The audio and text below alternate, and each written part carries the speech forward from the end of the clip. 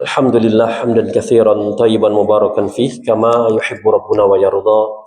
Wassalatu wassalamu ala nabiyyina Muhammadin wa ala alihi wa sahbihi ajmain, amma ba'd. Jamaah kaum muslimin wal muslimat rahimakumullah. Alhamdulillah kita bersyukur kepada Allah Subhanahu wa taala atas segala nikmat dan karunia yang Allah berikan kepada kita semua, baik berupa nikmat iman, nikmat Islam, sehat wal afiat. Yang mana dengan semua nikmat tersebut di pagi hari yang berbahagia ini kita dapat kembali bertemu, berkumpul di rumah dari rumah-rumah Allah dalam rangka thalabul ilmi. Semoga salawat dan salam senantiasa tercurah kepada baginda Nabi besar Nabi Muhammad sallallahu alaihi wasallam, kepada keluarganya, pada para sahabatnya, dan juga kepada umatnya yang mengikuti tuntunannya hingga yaumil akhir nanti. Jamaah rahimakumullah, kita lanjutkan kembali membahas kitab hadis Arba'in An-Nawawiyah. Kita masuk hadis yang ke-32 dengan tema larangan berbuat mudarat.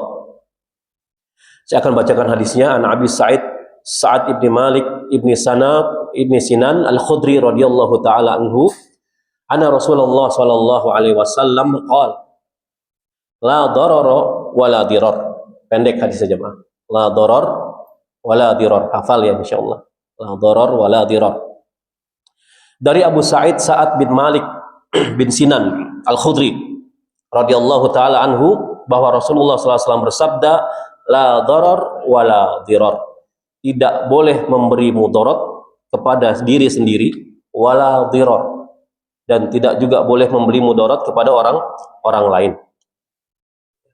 Hadis ini hasan, diriwayatkan oleh Al-Imam Ibnu Majah, Daruqutni dan yang lainnya. Jamaah rahimakumullah, hadis ini sangat penting untuk kita ketahui, terlebih pada zaman sekarang ini, agar kita tidak membahayakan orang lain. Ya. Dan di dalam agama Islam terdapat kaidah-kaidah besar yang disebut al-qawaidul fiqhiyah al-kubra al-khamsah. 5 besar kaidah fikih. 5 besar kaidah fikih. Di antara 5 kaidah besar tersebut, yang pertama, al-umuri bimaqasidiha. Perkara-perkara tergantung maksud dan tujuannya. Yang kedua, annal yaqina la yazulu bisyak. Keyakinan itu tidak bisa dihapus atau dihilangkan dengan keraguan. Ini kaidah yang kedua. Kaidah yang ketiga, al masyaqqatu tajlibu taisir. Ya. Kesulitan itu mendatangkan kemudahan. Adapun yang keempat, kata para ulama, ad-darar yuzal. Kemudaratan itu yuzal, harus dihilangkan. Terima kasih, Pak. Syukran. Kemudian yang kelima, kaidah besar yang kelima, al-adatu muhakkamah. Adat kebiasaan itu bisa dijadikan pijakan hukum. Ya, ini 5 kaidah besar di dalam fikih. Dari 5 kaidah ini, yang masuk berhubungan dengan hadis yang akan kita bahas adalah ad-darar yuzal. Kemudaratan itu harus dihilangkan, jemaah. Ya. Dan kaidah ad-darar yuzal berkaitan erat hubungannya antara manusia dengan manusia yang lainnya. Dan banyak perkara agama yang masuk ke dalam kaidah ini. Ya. Dalilnya sabda Nabi SAW, ad-darar wala dirar. Tidak boleh memberikan mudarat kepada diri sendiri, dan juga tidak boleh memberikan mudarat kepada orang lain. Artinya kemudaratan itu harus dihilangkan. Ad-darar yuzal, ini kaidahnya. Dan terdapat 2 pendapat di kalangan para ulama terkait hadis ini, atau beberapa pendapat di kalangan para ulama. Yang pertama, makna doror sama dengan diror. Yang kedua, makna doror tidak sama dengan diror. Adapun yang ketiga, doror memberikan kemudaratan kepada orang lain tanpa mengambil manfaat. Adapun diror memudaratkan orang lain untuk mendapatkan manfaat. Jadi para ulama terkait doror dan diror memiliki pandangan yang berbeda. Kita bahas yang pertama. Makna doror sama dengan diror. Ya. Rasulullah SAW menyebutkan kaidah ini, kata para ulama, dalam rangka sebagai penegasan.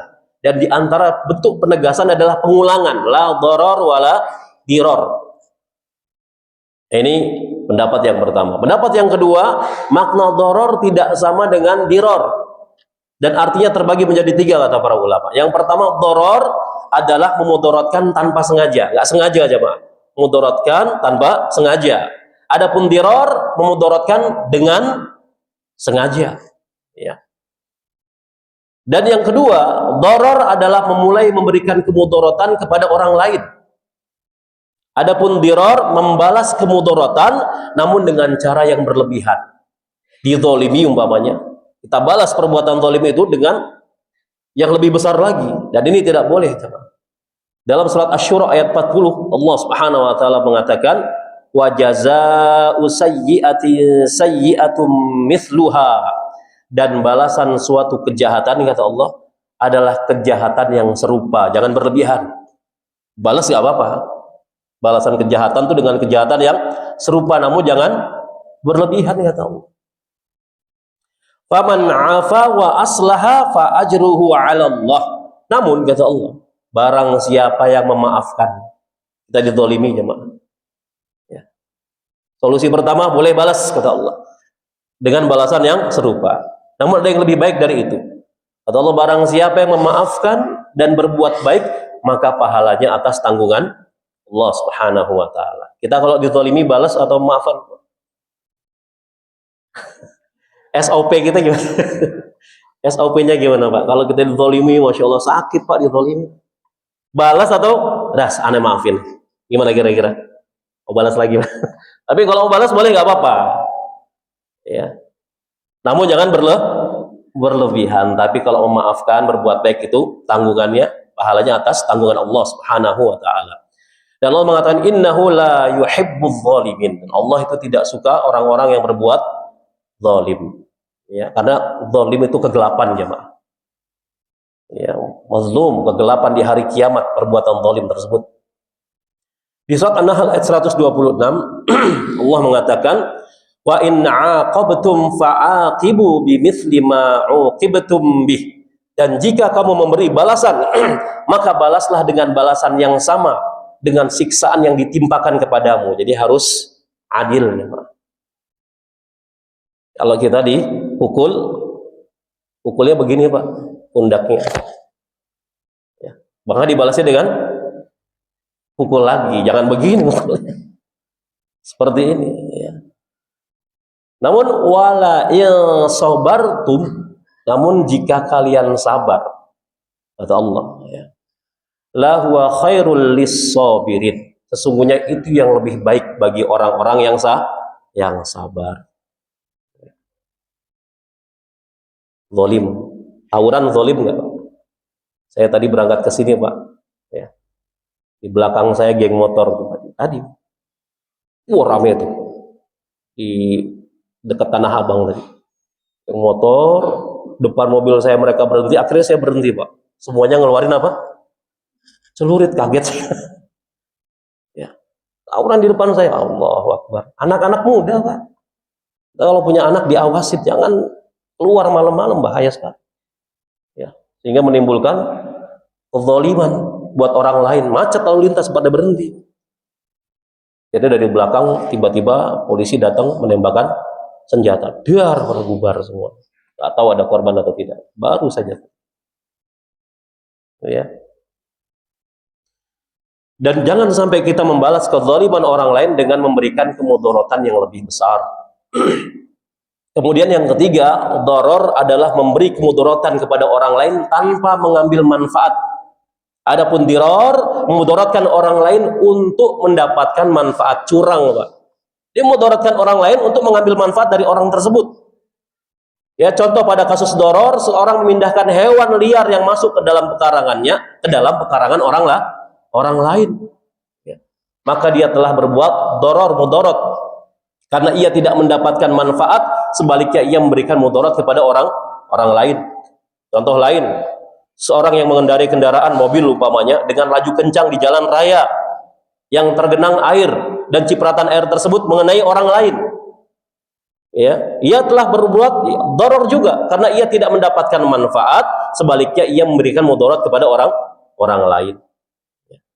Jadi antum kalau mengendarai kendaraan entah mobil, motor, mungkin habis hujan ya banyak air tergenang, ya, jangan melajukan kendaraan secara cepat, bisa memudaratkan orang lain. Atau menyiram jalan mungkin panas, ya, dengan air selang apa air got, ya. Itu memudaratkan orang lain, Pak, pakai air got disiram jalannya. Sehingga orang yang naik motor pakai sarung, mau sholat pakai gamis, terciprat air selokan. Mudarat tidak? Mudarat. Buat dia manfaat, mengambil manfaat, namun mudaratkan orang lain yang lewat di jalan tersebut, terpercik akhirnya, terkena najis. Ya. Adapun contoh diror, kata para ulama, seseorang membangun rumah yang tinggi, bangun rumah dia, ya, saking tingginya rumah tersebut menghalangi cahaya matahari masuk ke dalam rumah yang berada di sebelahnya, ketutup, nggak kena matahari. Awalnya kena, jemaah. Ada nggak orang seperti itu? Ada. Mengambil manfaat namun memudaratkan orang lain. Ini diror, tidak boleh, jemaah. Ya. Apalagi kita hidup di Indonesia yang katanya masyarakatnya ramah, itu yang pertama. Yang kedua, nggak enakan, sedikit-sedikit nggak enak, betul nggak Pak? Nggak enakan kita. Jadi jangan sampai kita membangun rumah kemudian menghalangi cahaya matahari yang masuk ke dalam rumah tetangga kita. Awalnya kena cahaya matahari, tiba-tiba karena membangun rumah yang tinggi, cahaya matahari terhalang pada tetangganya, dan ini adalah diror. Dan intinya memberikan kemudaratan itu dilarang, baik kepada diri sendiri apalagi kepada orang lain. Dan hukumnya adalah haram, sebagaimana sabda Nabi SAW, la daror wala diror. Jamaah rahimakumullah, para ulama juga membahas macam-macam kemudaratan ditinjau dari sisi dosa dan tidaknya pelaku kemudaratan. Ya, ada 3 macam kemudaratan yang mana sang pelaku kemudaratan tidak berdosa ketika melakukannya. Ya. Dan perlu digarisbawahi, selain 3 ini, maka kemudaratan tersebut harus dihilangkan, karena kalau tetap maka dia berdosa. Adapun 3 ini dikecualikan. Yang pertama, kata para ulama, kemudaratan yang diizinkan. Contohnya menegakkan hukum had. Ada pencuri, maka dipotong tangan. Mudarat nggak buat pencurinya? Kehilangan tangan. Mudarat. Tapi tidak berdosa karena hukum had harus ditegakkan. Ya. Kemudian contoh lagi, memaksa menjual barang atau aset orang yang banyak memiliki hutang, dijual asetnya. Ya. Mudarat buat orang tersebut karena hartanya terpaksa dijual untuk menutupi hutangnya. Dan hal ini dibolehkan, kata para ulama. Boleh, nggak jadi masalah. Punya hutang, nggak bisa bayar, jual aset untuk bayar hutang. Ya. Karena dapat menimbulkan kemaslahatan bagi orang lain, meskipun memberikan mudarat kepada orang yang memiliki hutang tersebut. Ini yang pertama, kemudaratan yang diizinkan. Yang kedua, kemudaratan umum yang tidak bisa dihindari.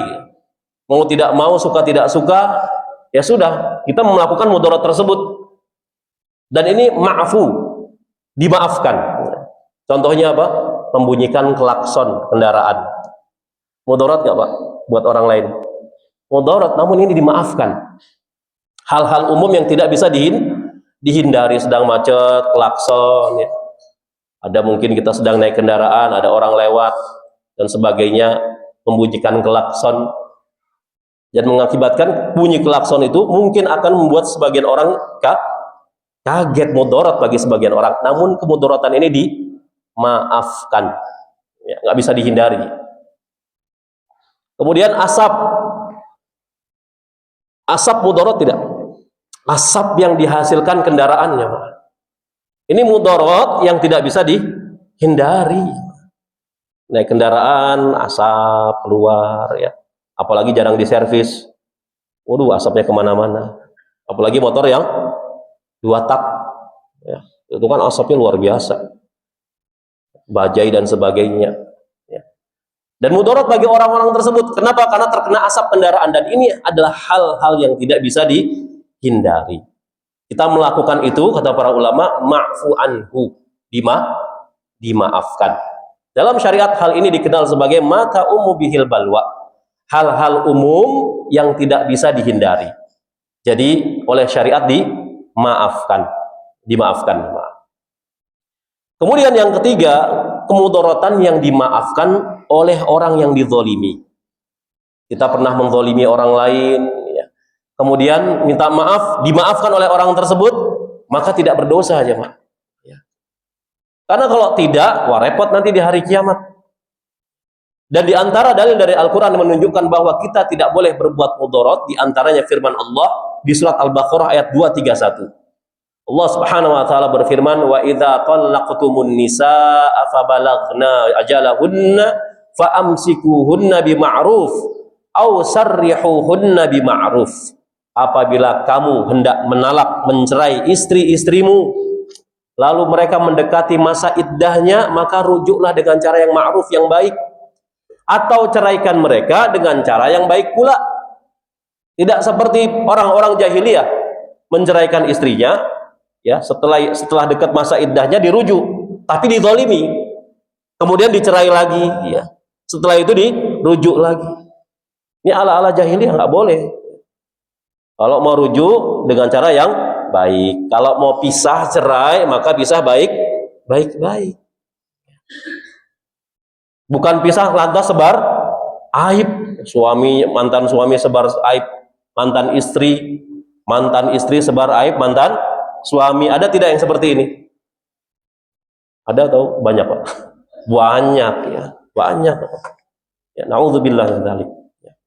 Begitu juga firman Allah di surat At-Talaq ayat 6, Allah mengatakan, askinuhunna min haitsu sakatum min wujdikum wala tudarruhunna litudayyiku alaihin. Tempatkanlah mereka, yaitu para istri, di mana kamu bertempat tinggal, kata Allah, menurut kemampuanmu, dan janganlah kamu memudaratkan mereka, menyusahkan mereka untuk menyempitkan hati mereka, ya. Jadi juga suami tidak boleh memberikan mudarat kepada istri. Kalau nikah harus menyediakan tempat tinggal, ya. Jangan diajak tidur di emperan toko umpamanya, ya. Kemudian jamaah rahimahullah, di antara contoh lainnya adalah wasiat yang diberikan orang tua kepada anaknya sehingga memudaratkan anaknya. Wasiat yang menyelisihi syariat, di antaranya wasiat waris, ya. Orang tuanya berwasiat kepada anaknya, nak, kalau saya mati, kalau ayah mati, kamu dan adik perempuanmu nanti dibagi dua saja yang adil, harus sama. Bapak tidak ridho kalau adik perempuanmu dapat sedikit. Boleh tidak, jemaah? Gak boleh, itu mudarat buat anak, sian, ya. Dalam surat An-Nisa ayat 12, Allah berfirman, "Mim ba'di wasiyati yusa biha aw dainin ghairu mudar."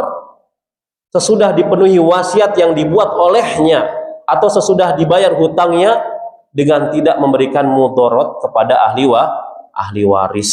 Jadi orang tua kalau ngasih wasiat ke anak, jangan mudaratkan anaknya. Punya anak gadis pakai jilbab, ayahnya nggak suka, ketika kritis ayahnya bilang, nak, nanti kalau sepeninggal ayah meninggal, lepas jilbabnya. Kamu kelihatan tua pakai jilbab. Nanti susah dapat kerja. Apalagi dulu tahun berapa, Pak? 90-an, Pak, ya. Untuk foto ijazah saja katanya nggak boleh pakai jilbab, betul tidak? Tahun 80, 90. Pakai jilbab itu nggak diterima kerja tahun 80, 90. Tapi kalau sekarang alhamdulillah, ya. Di SPBU, di lembaga, instansi dan sebagainya, ya, kaum muslimah boleh pakai jilbab, bahkan TNI, Polri boleh pakai jilbab. Alhamdulillah. Dulu boleh nggak? Nggak boleh. Sekarang begitu boleh pakai jilbab, masya Allah, ya.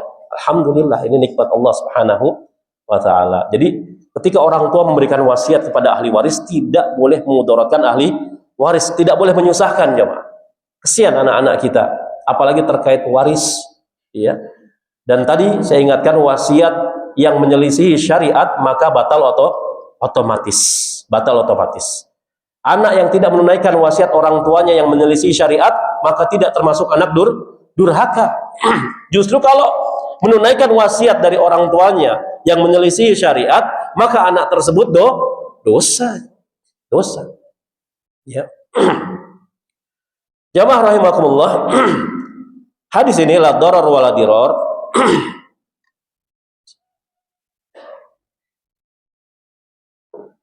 menunjukkan bahwasanya segala kemudaratan, baik kemudaratan kepada diri sendiri maupun kemudaratan untuk orang lain, itu harus dihilangkan semaksimal mungkin, terutama kemudaratan atau kezaliman kepada orang lain. Dan ini merepotkan di kehidupan akhirat kita nanti, jemaah, berbuat zalim kepada orang lain, ya. Sufyan Ats-Tsauri rahimahullah pernah mengatakan, innaka antal qallah azza wa jal bisab'ina dzanban fima bainaka wa bainahu ahwanu alaik min antal qahu bi dzanbin wahidin fima bainaka wa bainal ibad. Sesungguhnya, kata Sufyan Ats-Tsauri, sesungguhnya engkau bertemu Allah dengan membawa 70 dosa. Antara engkau dengan Allah perkaranya lebih ringan daripada engkau membawa satu dosa, ya, yang engkau lakukan dengan manusia. Ini perkataan Sufyan Ats-Tsauri. Simpelnya, lebih baik aku berbuat 70 dosa kepada Allah, ya, dan itu perkaranya lebih ringan dibandingkan membawa satu dosa kepada manusia. Repot Pak dosa pada manusia. Nanti ada yaumul qisas, hari saling mengkisos. Di mana tempatnya?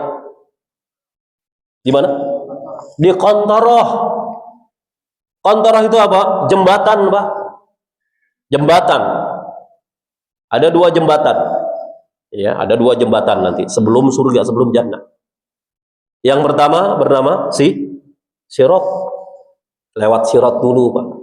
Berhasil lewat Sirat, belum jannah. Ada 1 jembatan lagi, Qantoroh. Disitulah ditegakkan yaumul qisas, hari saling mengkisos. Kalau kita pernah menzalimi makhluk Allah banyak, manusia makhluk Allah, binatang makhluk Allah, jin makhluk Allah, malaikat makhluk Allah, dikisos di Qantoroh. Apabila kita ingin cepat selesai perkara kita di Qantoroh, ingin cepat menuju surga, maka ingat pada siapa kita pernah berbuat zalim, kemudian minta dihalalkan, minta maaf agar perkara di akhirat lebih ringan. Ya. Kalau kita dosa kepada Allah, istighfar, taubatan nasuha, Allah ampuni, jemaah. Allah Subhanahu wa taala mengatakan, "Qul ya ibadiyalladzina asrafu ala anfusihim la taqnatu mir rahmatillah," kata Allah. Katakanlah, wahai hamba-hambaku yang berbuat melampaui batas kepada diri mereka sendiri, berbuat dosa, entah dosa kecil, dosa besar. Kata Allah apa? La taqnatu mir rahmatillah. Jangan kalian putus asa dari rahmat Allah. Kita pernah berbuat dosa, jemaah, syirik. Entah syirik kecil, syirik besar, pernah kedukun, ya, pernah ritual pesugihan umpamanya. Pernah percaya kepada jimat, percaya kepada ramalan bintang, baca zodiak di majalah, itu syirik besar. Pernah pasang raja dan sebagainya. Pernah durhaka kepada kedua orang tua, dosa kecil atau dosa besar? Dosa besar, durhaka kepada kedua orang tua. Ya. Pernah riba, zina, miras, judi, gibah, ya, mendahului gerakan imam, dosa kecil atau dosa besar? Mendahului gerakan imam dalam salat, dosa besar, sampai Nabi ancam akan merubah apa? Leher atau raut wajahnya seperti keledai. Hudud, ya, hudud. Merokok, nanti kita bahas masalah rokok. Ya. Rokok dosa besar apa dosa kecil? Ya. Jadi usahakan diminimalisir, Pak, berbuat zalim kepada orang lain. Ya. Kalau dosa kepada Allah itu sudah sunatullah. Level kita masih anak Adam. Nabi mengatakan kullu bani Adam khatta'un. Nah, ya. Setiap anak Adam khata'. Beda toknya dengan tasdid, dengan tok tanpa tasdid, itu maknanya beda aja, Pak. Kalau dikatakan khata' tanpa tasdid, artinya salah atau dosa. Tapi di hadis ini dengan tasdid, khata' artinya apa?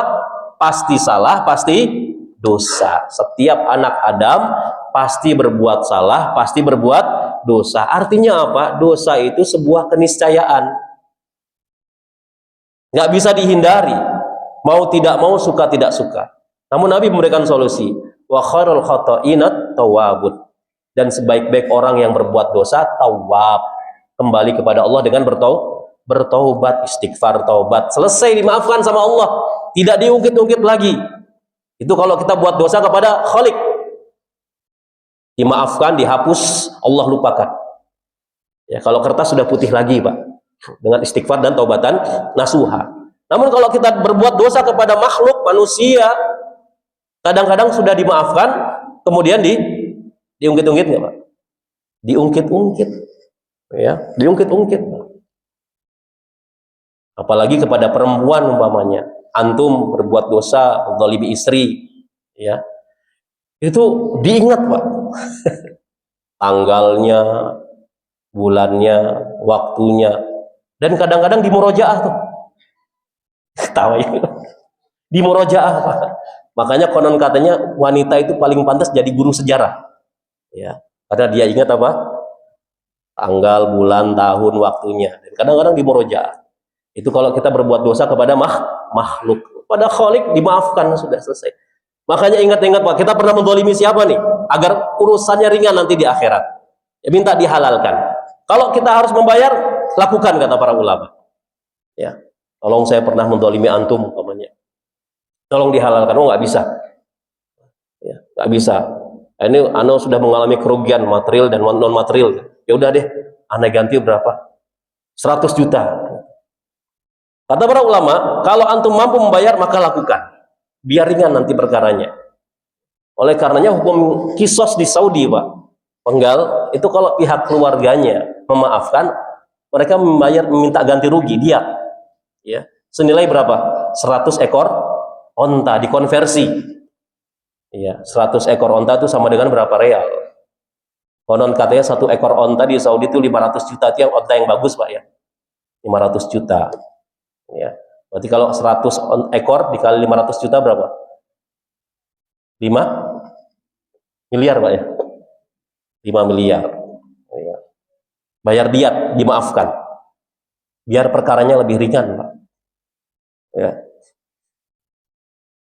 Kemudian jemaah rahimakumullah, contoh perbuatan yang tersebar di tanah air kita termasuk memberikan kemudorotan untuk diri sendiri apalagi orang lain tadi Pak, adalah merokok ngudut, ashabul ngudut, merokok ahli hisab waru'yah, ahli hisab rokok. Kalau dari MUI pusat, merokok itu hukumnya haram atau makruh? Hah? Haram. Terbang fatwanya ke Jawa Timur jadi makruh. Kena angin, Pak. Makruh. Ada yang bilang halal pula. Astagfirullah. Ya. Ada nggak yang bilang halal? Ada, ya Allah. Ada. Ustadz lagi. Jadi merokok itu mudaratkan diri sendiri, apalagi sudah jelas-jelas punya asma, punya ispa, ya, malah tetap merokok. Ada nggak orang sudah terkena ispa, asma, masih nekat apa? Merokok. Bahkan ada kiai katanya Pak, kalau nggak ngerokok tuh nggak keluar dalil. Iya ada. Ustaz Zainal pernah kejelasan. Zainal Abidin, pokoknya kalau dulu itu kalau nggak ngerokok nggak keluar dalil, jadi ngajarnya sambil udut, wah udut ya, biar dalilnya keluar, coba, ya.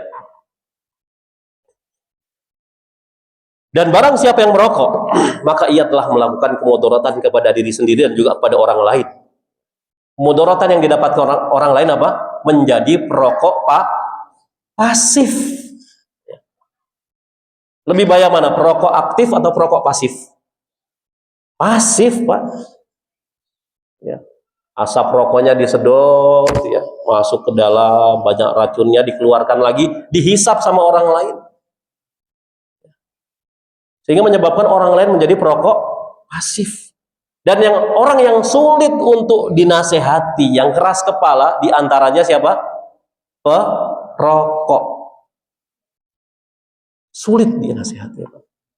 Selalu mencari pembenaran. Allah mana bisa menyebabkan apa? Kematian. Ini saya belum mati-mati. Ada nggak? Ada. Paling keras kepala itu. Apalagi di angkutan kota, Pak.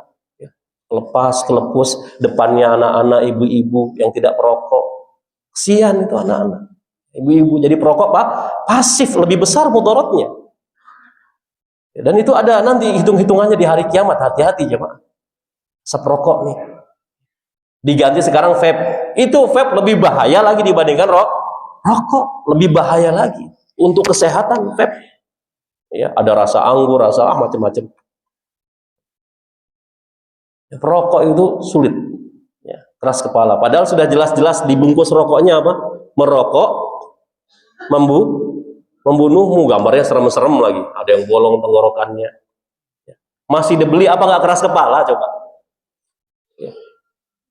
Itu kalau disedekahin, masya Allah berapa? Sekarang satu bungkus rokok berapa harganya? Ada 20.000 ada? Ada Pak ya, 20.000. Lebih mungkin ya. Coba itu kalau disedekahin setiap hari 20.000 ke masjid Al-Bilal umpamanya pagi-pagi, masya Allah 20.000. Ya, Bismillah bisa Pak berhenti merokok bisa. Mungkin di sini banyak mantan-mantan ashabul mudud, ya, ahli hisab, ya. Bisa dengan tekad yang kuat bisa minta pertolongan Allah Subhanahu Wa Taala. Kasihan anak istri di rumah itu, iya, suka merokok. Jadi berhentilah merokok, ya. Karena merokok itu mudaratkan diri sendiri dan juga mudaratkan orang lain. Kemudian contoh lainnya ketika pandemi beberapa tahun yang lalu, ya, ada sebagian orang yang mudaratkan orang lain juga, ya. Sedang pandemi memang sudah dideteksi dia terkena virus COVID umpamanya, jangan keluar rumah, tetap dalam rumah dulu sampai sembuh, malah keluar rumah nongkrong ngopi, ya. Akhirnya mudaratkan orang lain. Dianya sehat-sehat saja, paling cuma demam, batuk, hilang penciuman. Begitu orang lain yang kena, masuk rumah sakit pakai ventilator, meninggal. Ada tidak? Banyak. Saya dapat cerita, Pak. Jadi murid saya itu pilot, iya, keluarga itu keluarga penerbang ya, pilot, baru pulang dari luar negeri terbang, masuk ke Indonesia mendarat, di swab dulu, positif Pak. Tiba-tiba masuk ke rumah sakit, pasang ventilator segala macam, meninggal. Itu lagi hangat-hangatnya COVID ketika itu, hangat-hangatnya. Ya, jadi keluarganya nggak sempat ngelihat, nggak sempat ngurusin jenazahnya. Itu sampai dikuburnya Pak, pakai apa namanya, kantong mayat SAR itu, yang pakai resleting itu. Itu nggak dikafanin Pak, di wrapping, tahu wrapping ya? Di wrapping, saking takutnya perawatnya. Awal-awal COVID di wrapping, kemudian masuk kantong mayat. Ya. Kemudian yang mirisnya nggak disolatin di rumah sakit.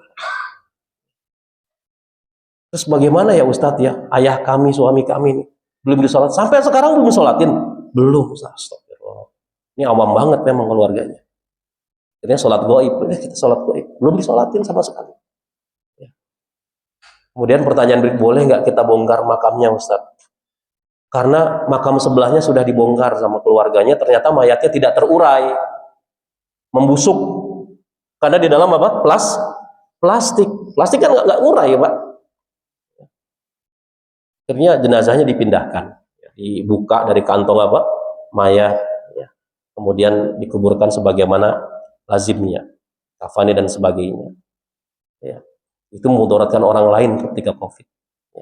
Makanya kata Nabi SAW, apabila ada berita terdapat wabah virus di suatu tempat, maka orang di tempat tersebut jangan keluar, kata Nabi SAW. Dan orang dari luar jangan masuk. Iya. Umar ketika ingin berkunjung ke Syam, kalau tidak salah, Umar bin Khattab sedang singgah di suatu tempat. Umar diberi kabar di sana sedang ada wabah, wahai Umar, wabah taun. Taun. Sebagian sahabat kena wabah taun. Kalau kena wabah taun itu, wah berat Pak. 90% meninggal dunia. Jadi badannya lama-lama putus taun. Yang tidak ada sebelumnya dan tidak akan ada setelahnya. Ketika itu Umar sedang singgah di gurun ya bersama para sahabat, diberitahu di sana ada wabah taun yang kita mau kunjungi di Syam, wahai Umar. Umar bingung ya. Berangkat apa enggak, dijadi atau enggak. Kemudian Abdurrahman bin Auf menyampaikan hadis Nabi tadi. Wahai Umar, aku pernah mendengar Rasulullah SAW bersabda, apabila terjadi wabah di suatu tempat, maka orang di tempat tersebut tidak boleh keluar dan dari luar tidak boleh ke dalam. Maka kata Umar, kalau gitu kita menuju tempat lain saja. Ada sahabat yang nyeletuk, engkau takut wahai Umar? Engkau takut dengan takdir Allah wahai Umar? Apa kata Umar? Tidak. Kita menuju dari satu takdir ke takdir berikutnya. Ya. Umar yang tingkat keimanannya Masya Allah jemaah, nggak nekat datang masuk ke sana. Kalau kita gimana? Ah, tenang aja. Makanya dulu kan heboh Pak, pas Idul Fitri tidak boleh pulang kampung, betul nggak? Dijaga kan masing-masing kampung halaman. Ayo, nggak boleh pulang kampung, pulang lagi. Itu sempat heboh ya, nggak boleh. Dari kota masuk ke desa, dari desa masuk ke kota. Itu mengamalkan hadis Nabi. Berlari dari takdir satu ke takdir yang lainnya, jangan modal nekat nanti memudaratkan orang lain.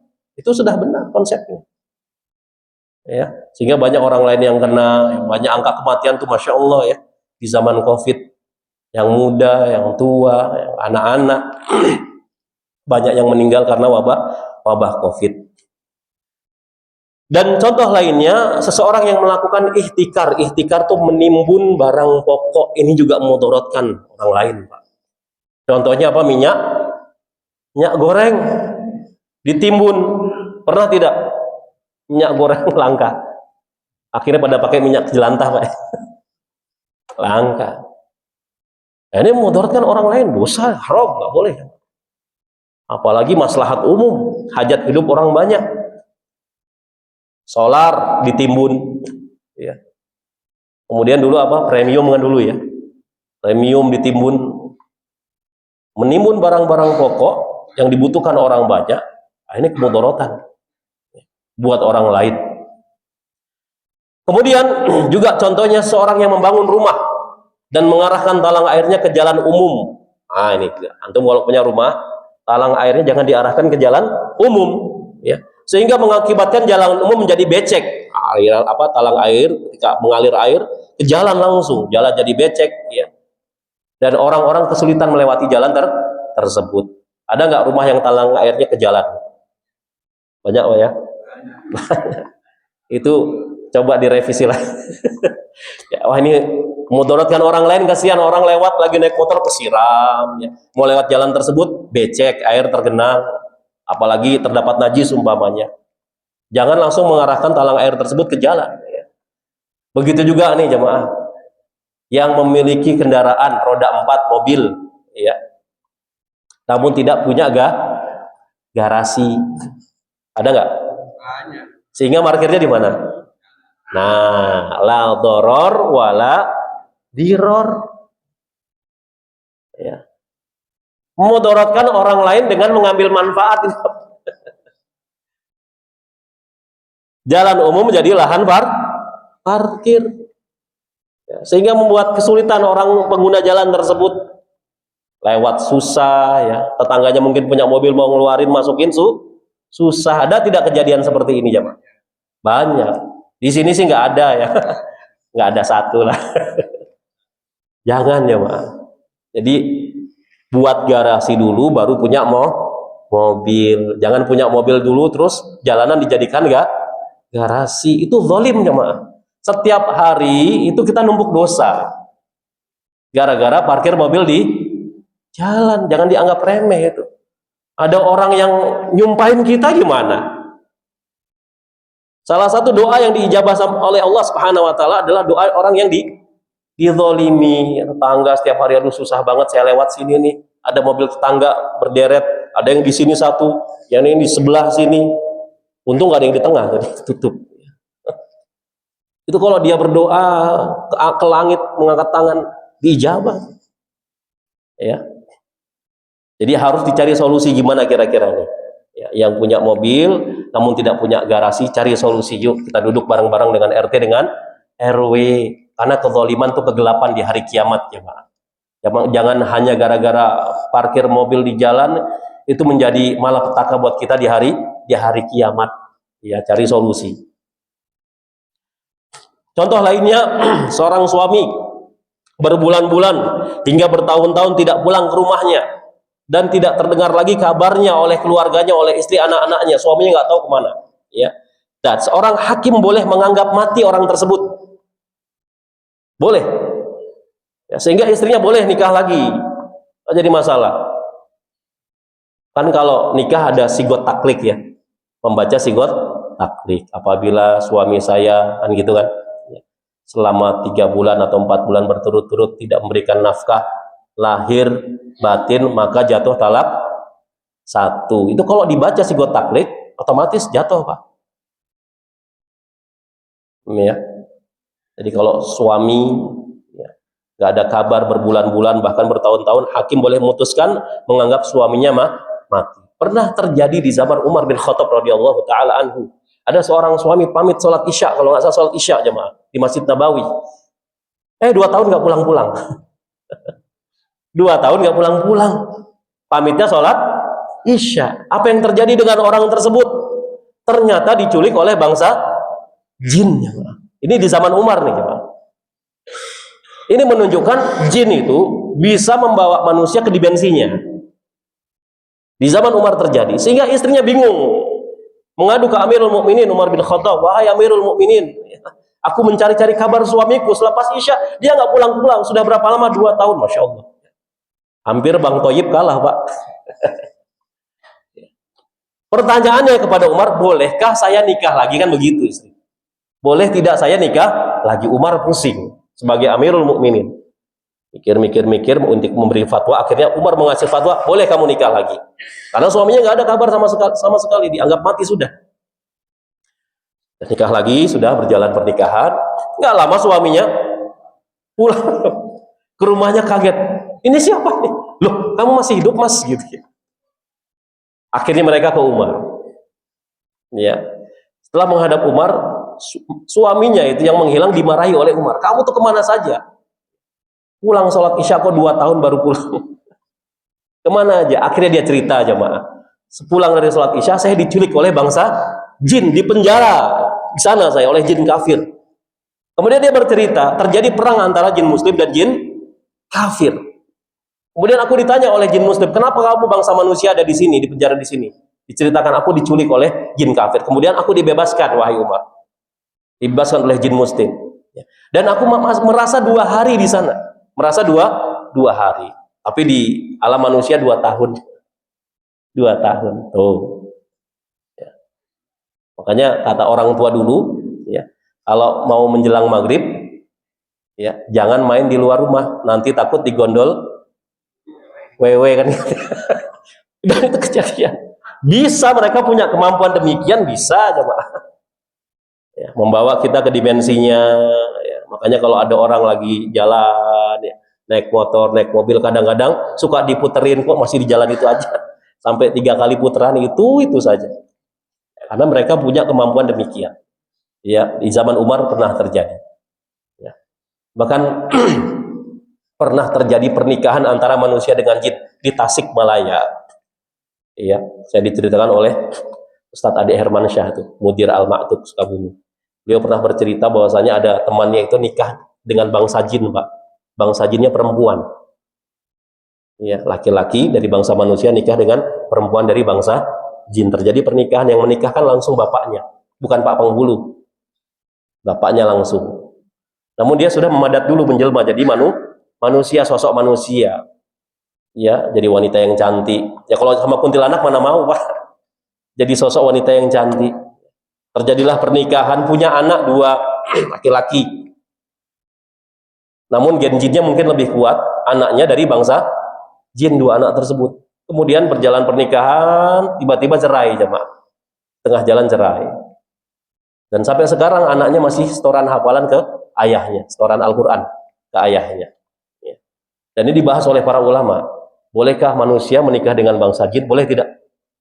Ya, sebagian mengatakan boleh karena tidak ada dalil yang sharih yang jelas yang melarangnya. Namun Syekhul Islam Ibnu Taimiyah dan ulama lainnya mengatakan tidak boleh. Ya tidak boleh. Jadi, lagian juga ngapain Pak nikah sama jin? Manusia juga banyak kok. Ya. Jadi kalau suami berbulan-bulan bertahun-tahun nggak pulang, nggak ada kabar, maka dihukum mati oleh hakim, itu boleh. Ya, itu boleh. Kemudian kaidah turunan dari ad-darar yuzal. Di antaranya kata para ulama, yang pertama, ad-dararu yudfa'u biqadril imkan. Kemudaratan dihilangkan semaksimal mungkin. Ini yang pertama. Di antara contohnya adalah hadis Nabi SAW, man ra'a minkum munkaran falyughayyirhu biyadih. Barang siapa yang melihat kemungkaran, kezaliman, maka rubahlah dengan tangannya. Itu yang pertama. Fa illam yastati fa bilisanih. Kalau dia tidak mampu merubah dengan tangan kemungkaran tersebut, maka dengan lisan. Fa illam yastati fa biqalbi.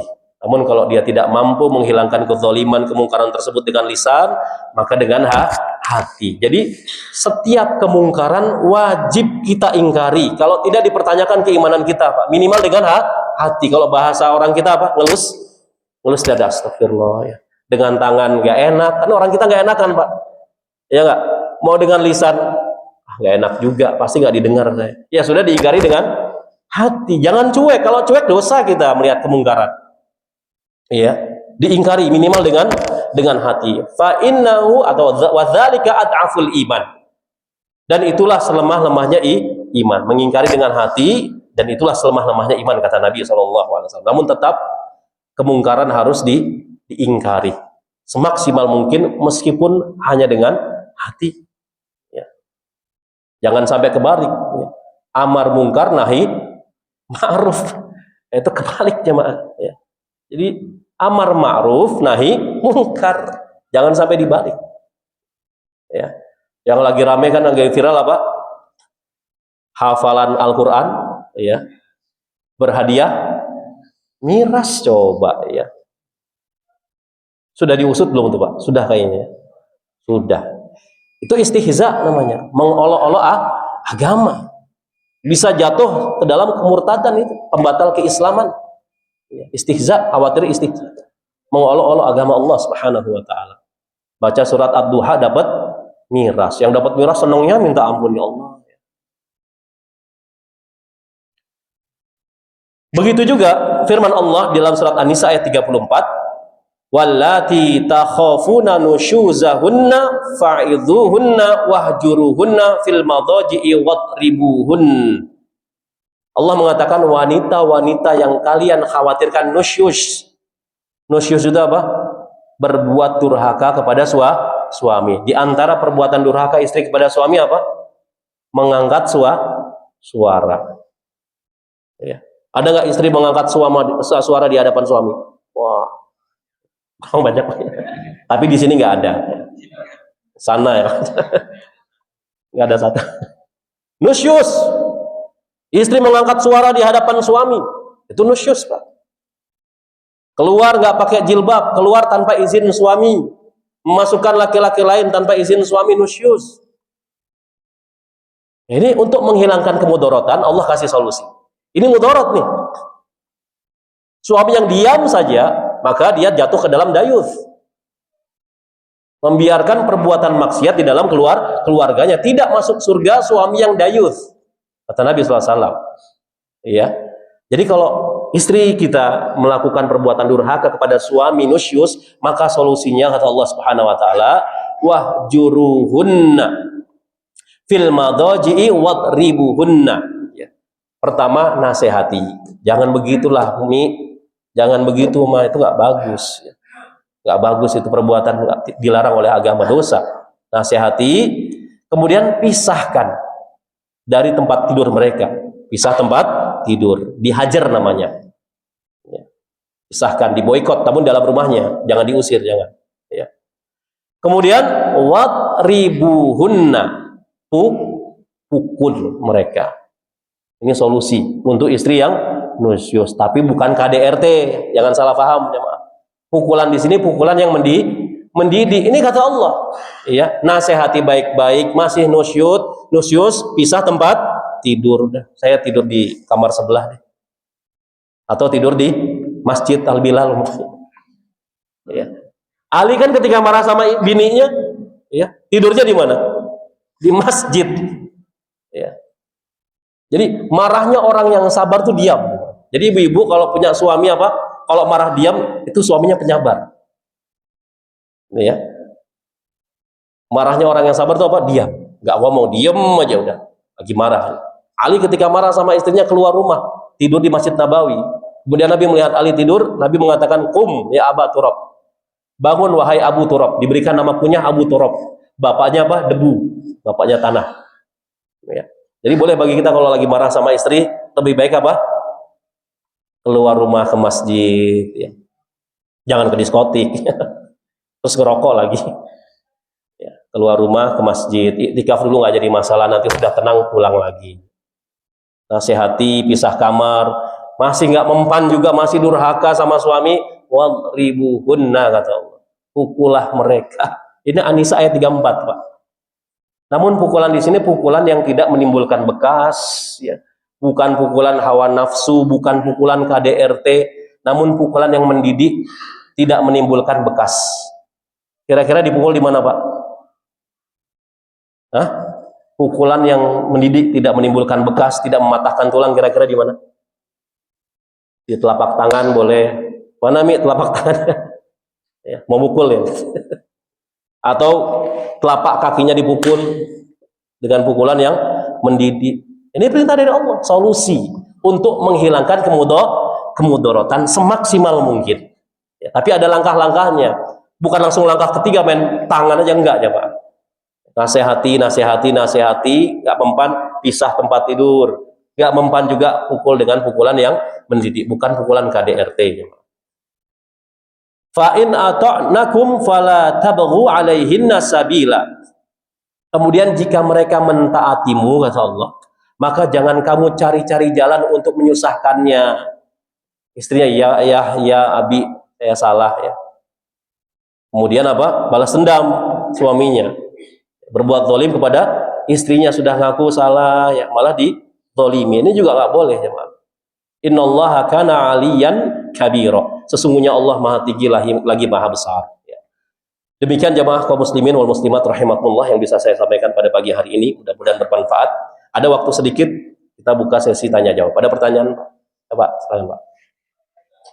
Ya, Pak.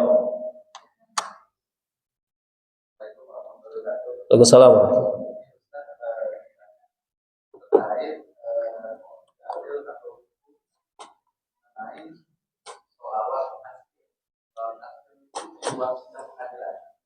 Sholawat askil.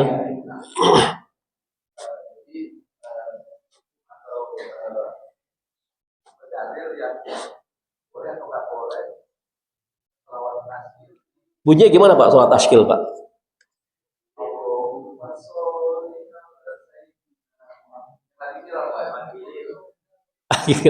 Nggak ngikutin saya. Oh gitu ya ya.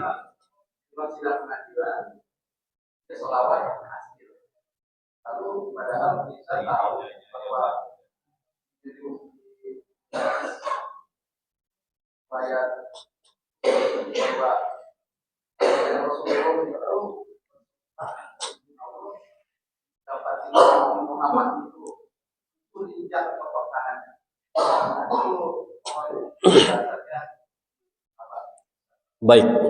Jadi sholawat itu ibadah jemaah. Iya. Kata Nabi SAW, barang siapa bersolawat kepadaku sekali, maka Allah akan bersolawat kepadanya 10 kali. Artinya solawat kepada Allah, kepada hambanya. Solawat dari Allah kepada hambanya itu sebagai bentuk ampunan dosa dan rahmat. Makanya setiap hari Jumat disunahkan untuk memperbanyak solawat. Sekarang pertanyaannya, bagaimana solawat yang sesuai dengan sunnah? Solawat yang paling utama kata para ulama adalah solawat Ibrahimiyah yang kita baca pada tasyahud akhir. Ya, solawat Ibrahimiyah. Itu sholawat yang paling utama. Yang paling pendek, ketika disebutkan nama Rasulullah, maka sebutkan saja sallallahu alaihi wasallam. Itu yang paling pendek. Barang siapa kata Nabi yang disebut namaku tidak bersolawat kepadaku, maka dia bakhil, sebakhil-bakhilnya manusia. Bakhil itu apa? Pelit. Ya. Yang paling pendek cukup sebutkan sallallahu alaihi wasallam. Soalnya saya menyebutkan Nabi jamaah sallallahu alaihi wasallam. Ya, itu yang paling pendek. Yang paling utama salawat Ibrahimiyah di tasyahud akhir. Adapun salawat badar, salawat tadi apa? Askil dan salawat lainnya ya. Maka wallahu taala alam tidak ada dalilnya. Bahkan dibuat ya oleh orang Jawa Timur katanya, kata Ustaz Badrul Salam itu. Ya, salawat badar dibuat oleh orang Jawa Timur, Pak. Itu kata Ustaz Badrul Salam ya. Nah, jadi tidak ada salawat kecuali salawat yang diajari oleh Nabi SAW. Di antaranya salawat Ibrahimiyah. Ya Allahu taala alam bisawab. Artinya salat seperti itu menyelisihi sunnah Nabi SAW. Ya. Allahu alam bisawab. Ada lagi jemaah? Ya Pak. Assalamualaikum warahmatullahi wabarakatuh.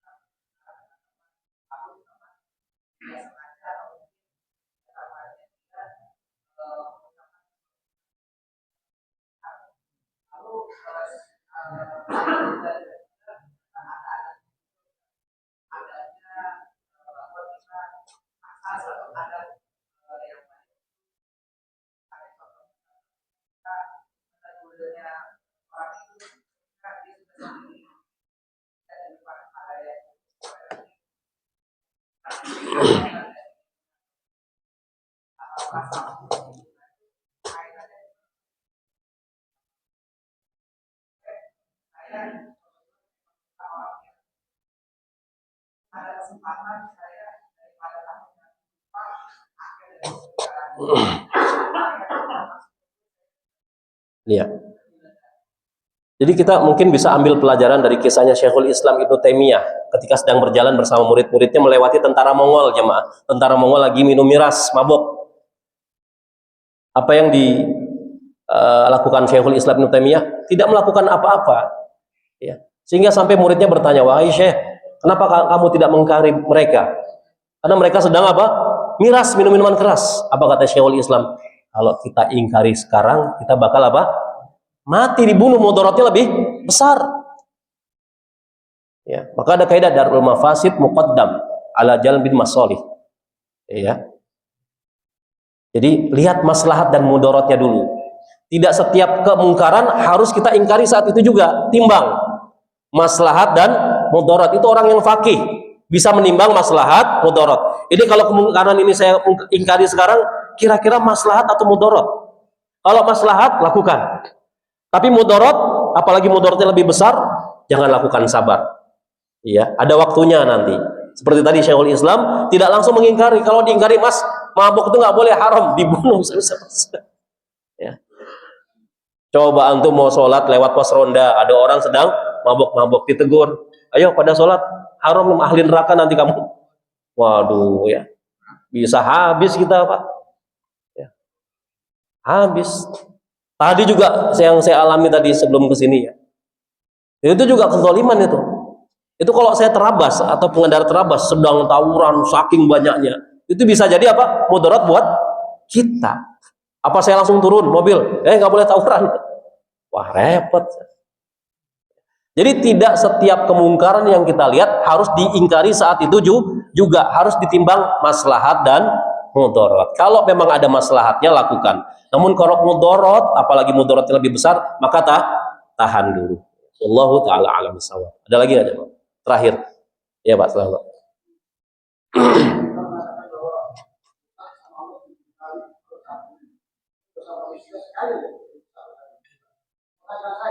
Kalau ada satu keluarga yang hidupnya susah, dia tidak utang sama orang, sepanjang hidupnya, dia tidak jual makan. Sepanjang hidupnya, dia tidak bisa bayar utang, sampai dia meninggal. Maka, ada kisah seperti kata, aku dimana sama Allah, aku dimana juga orang utang. Dan bagaimana saya menjelaskan, karena Rasulullah mengingatkan mayat, dia punya utang, Rasulullah mengingatkan. Iya. Saya suka ya, semangat. Insyaallah ya. Jadi jamaah, hutang itu bukan masalah yang sepele, jamaah. Orang yang mati syahid masih punya hutang itu tergantung tuh, ya. Ruhnya atau arwahnya tergantung. Tergantung maksudnya di sini bukan gentayangan, tidak, kata para ulama. Belum bisa dipastikan bahagia atau sengsaranya nanti di akhirat, tergantung dia, belum tahu. Sampai dibayar hutangnya, ya. Maka hati-hati masalah hutang. Ya.